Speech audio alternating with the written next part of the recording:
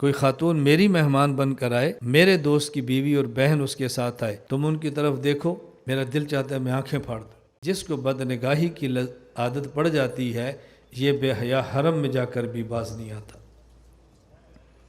یہ طواف کے دوران بھی اللہ کی مہمان ہوتی ہیں، ان کو تاڑتا ہے۔ کوئی خاتون میری مہمان بن کر آئے، میرے دوست کی بیوی اور بہن اس کے ساتھ آئے، تم ان کی طرف دیکھو، میرا دل چاہتا ہے میں آنکھیں پھاڑ دوں۔ اور جب اللہ کی مہمان کو حرم میں دیکھیں گے، بتاؤ خدا کو کتنا غصہ آئے گا۔ حضرت نے فرمایا یہ ایسی لعنت ہے کہ پھر حرم میں جا کر بھی باز نہیں آتے۔ مجھے ابھی ایک عالم ملے تو انہوں نے فرمایا کہ میں سفر پہ جانے لگا عمرے پر، تو میں نے ایک بزرگ سے عرض کیا کہ میں عمرے پہ جا رہا ہوں، مجھے کوئی نصیحت فرمائے۔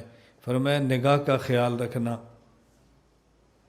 میں حیران ہو گیا، ہم کیا نصیحت کرتے ہیں؟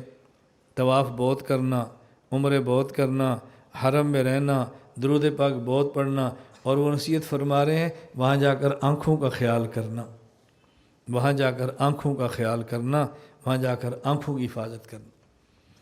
ایمان اللہ تعالیٰ کی بہت بڑی نعمت ہے، بس اس ایمان کی قدر کریں، اور ایمان والا کہیں مل جائے بس اس پر فریفتہ ہو جائے، اس کی تکلیفیں برداشت کریں۔ بس اس نقطے کو ذہن میں رکھ لیں کہ ہم نے کوشش کرنی ہے، خود بھی گناہوں سے بچنا ہے، دوسروں کو بچانے کی کوشش کریں، اس کا اہتمام کریں، اور کسی ایمان والے کو دیکھ لیں کسی گناہ میں مبتلا ہے تو رسوا نہ کریں، اس کی ہدایت کی دعا کریں۔